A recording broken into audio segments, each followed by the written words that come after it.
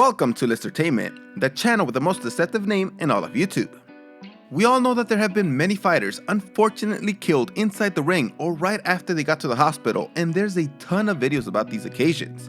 But I haven't seen a video about fighters who actually killed somebody outside the ring. Today is all about seeing which fighters lost their freaking minds and went on to murder an innocent person outside the ring. You might think that there are a ton of fighters since many people believe fighters are angry humans, but it may be surprising that I could only find 5 such fighters. If you happen to enjoy this video, please give it a like so we can satisfy the like-loving slut that is the algorithm, and subscribe down below. Also make sure to turn on those notifications. Let's get started.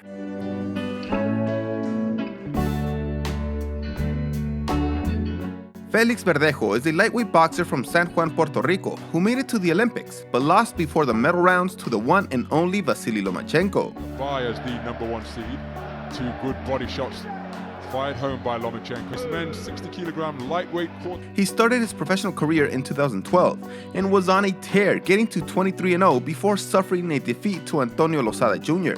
For the Puerto Rican hero, but this Mexican out of Tijuana is destroying it. It's over. He was extremely close to getting a title shot, but due to different injury events from his opponents, it just never materialized. His last fight was on December 12, 2020, where he lost via TKO against Masayoshi Nakatani, although he was able to become the first fighter to knock down Nakatani as he did it twice. Oh, and he's hurt. Could it be a comeback win for Nakatani? On April 30th, 2021, he was named a person of interest after Keishla Rodriguez had disappeared and she was pregnant with his child. Then on May 2nd, he turned himself in after her body was found. Verdejo has pleaded not guilty to the charges, and he is still waiting to stand trial. But it seems that there is enough evidence to convict him. He allegedly attacked her after finding out that she was pregnant and first tried to make her lose the baby by injecting her with some drugs. But ultimately, he and his accomplice took her life.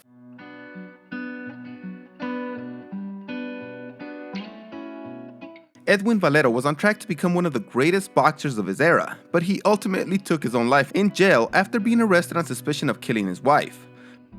Valero was born in Venezuela in 1981, and in 2006 he set a new world record by winning his first 18 fights as a professional by first-round knockout.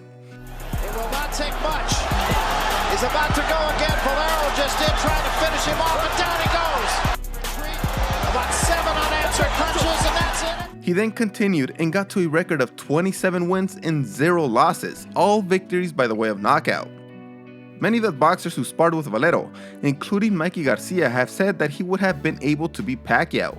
But this never happened, and his last fight on February 6, 2010, after beating Antonio DeMarco, after making him retire in his corner after the 9th round. Busier, they were going to stop the fight. Nice straight left hand. DeMarco and his people up. Monster slap. Folks, Tony DeMarco retiring on his stool. Valero was a 2-division champion, conquering the super featherweight title and the lightweight title. On April 18, 2010, he was arrested after his wife was found dead with 3 stab wounds in a hotel in Venezuela, and he allegedly admitted to the hotel security and to police that he had killed her.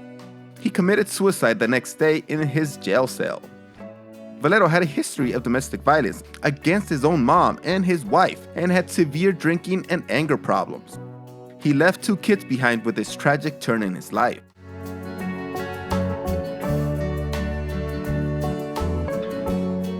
Argentine professional boxer Carlos Roque Monzon was a boxer in the 60s and 70s and was an absolute killer in the middleweight division, having conquered the WBA, WBC, and the ring belt from 1970 through 1977.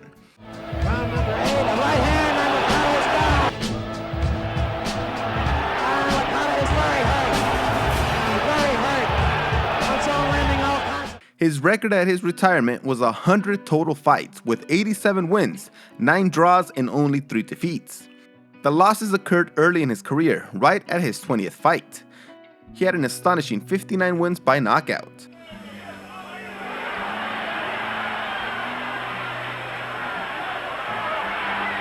Again, a push. Unfortunately, Monzon was also a killer outside the ring. He had multiple run-ins with authorities since he had major anger issues and would constantly beat up his wife, his girlfriends, and would put paparazzis in the hospital as they loved covering his glamorous and violent lifestyle. His wife even shot him once, and it took 7 hours to remove the bullet while he was still a boxer. In 1988, he was vacationing in Mar del Plata with his girlfriend Alicia Muñiz, and they had a heated argument where he beat her severely, strangled her, and threw her off the second-floor balcony, killing her. He also followed her on the fall and injured his shoulder. He was convicted for her murder and got only 11 years in prison. During one of the weekend furloughs from prison, he died in a vehicle accident while coming back to prison after visiting his family.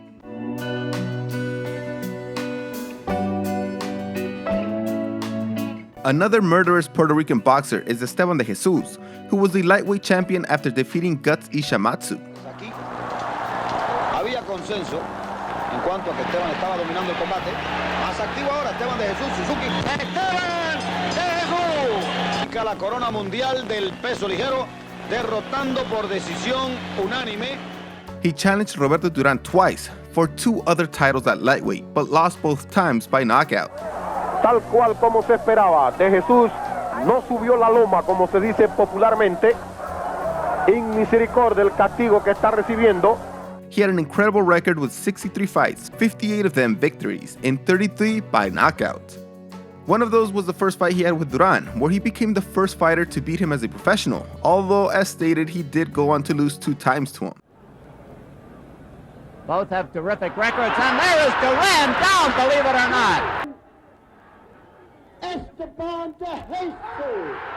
Esteban de Jesus scoring a... During his career, he admitted to being a drug addict, and this is what led to his ultimate demise. In 1980, he injected himself with cocaine and was involved in a traffic dispute with a 17-year-old Roberto Cintrón Gonzalez, and it ended with De Jesus shooting him in the head, killing him.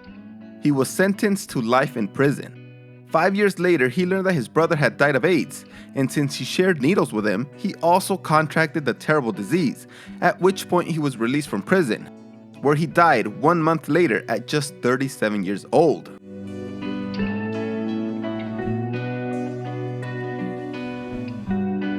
As we have all seen before, James Butler was famous for one thing. He sucker punched Richard Grant after losing a fight against him in 2001.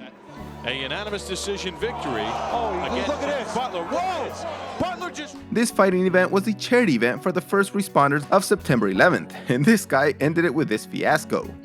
Butler was arrested after this event, as it resulted in Grant getting a dislocated jaw and 26 stitches to his lacerated tongue. He punched him with his bare hands, which resulted in a second-degree assault, and got him 4 months in prison. He came back to boxing, but with no significant success, and on October 12, 2004, he killed Sam Kellerman at his apartment.